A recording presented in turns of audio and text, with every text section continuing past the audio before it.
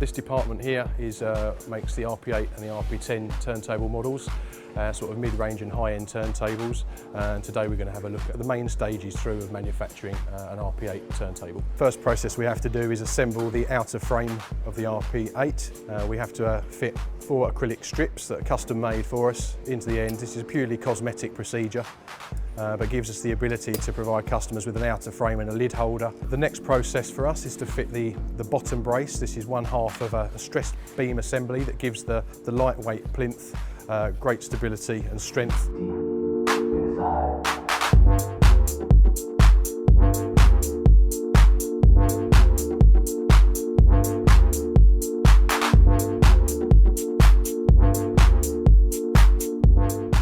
These turntables have actually 2 sets of feet, an inner foot and an outer foot, as you'll see a little bit later on. And the whole design of this is to make sure that we don't introduce any unwanted mass from the outer frame into the inner. The shape of the turntable, we're pleased to say it designed itself.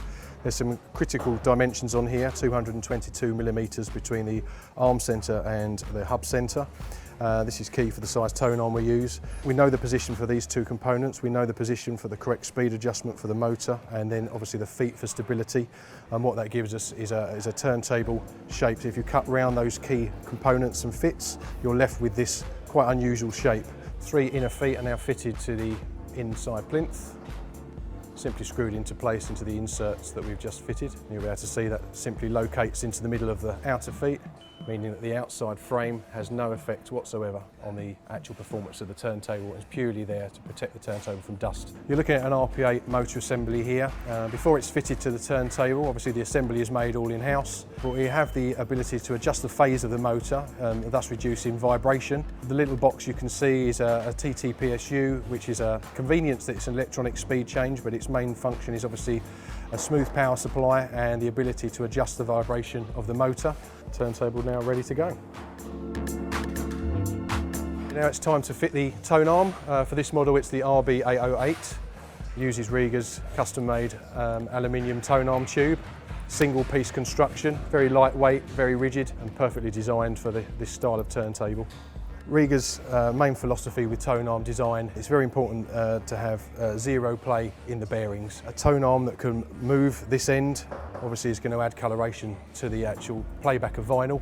You want it to be perfectly mounted, you want it to be controlled and having extremely free movement. As a production test we use a 20mg weight on our tone arms, that we allow that to tip and adjust the vertical bearings and the horizontal bearings, showing just how free the play and the movement of our tone arms are. We'll just have a brief look at our moving coil assembly. A painstaking process, it takes a lot of patience and a lot of skill. It's not something everyone can do. We're winding with a 0.018mm wire. It's incredibly fine. That wire actually has 2 layers of coating over it to protect it, so the wire inside is even finer than that. This is a job where human touch is key. The control over the tension on the wire is so fine that it's something that comes with a lot of practice and a lot of skill. Ash will use his thumb over a little custom made, it is nothing more than a glue bottle with a bit of foam and a pad in order to allow the pressure to be controlled during the winding. The first job to do is actually to set up the wire, lock it into position on the coil itself. Very small amount of cyanoacrylate is used just to seal the start point of the coil, just to stop it unravelling during the wind. See, with a wire this fine, it's very difficult to identify which one's left and right channel, so we have to paint each tail with a colour to identify at this point, and the winding begins. So one set of coils is the left channel, and then the whole assembly has to come out of the jig, be rotated, and we repeat the process to do the second channel. That's a finished cartridge without its coil, so you have a very high powered neodymium magnet.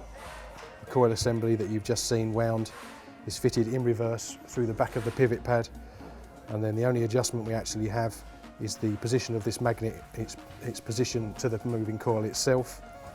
So the build process has to be perfect all the way through.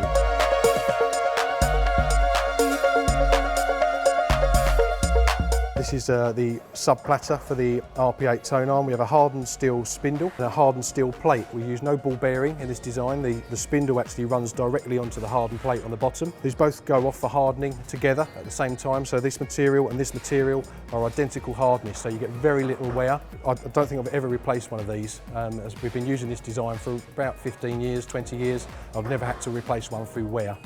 We use Hypoid 80 motor gear oil, 1 drop down the bottom, and 2 drops down the side, push that into place. It will take a little while to settle because the tolerance is so tight inside. Once you can give it a spin, that will help it go down, but eventually that will sit flat.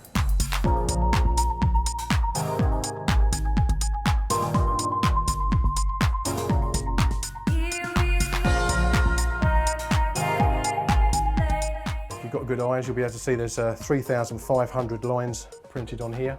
And we use an LED reading system. It reads the rotational speed of that disc to 2 decimal places, and it's extremely accurate. The LED is lined up correctly, making sure it can see and read the lines on the encoder disc. It runs around 8 or 9 revolutions, takes an average reading over that time. And hopefully in a second the box will show a green screen and a pass, which it does. This is the float glass platter for the RP8. Almost impossible to construct. If you speak to most glass manufacturers, you're asking them to produce almost 0 tolerance on 3 rings of glass and then stick it together invisibly. For us, it's a perfect material. It's a flywheel effect platter, so the mass and the larger ring is on the outside of the platter. Obviously that naturally wants to keep going once it's accelerated, keep speed stability and the turntable as close as you can get it to accurate.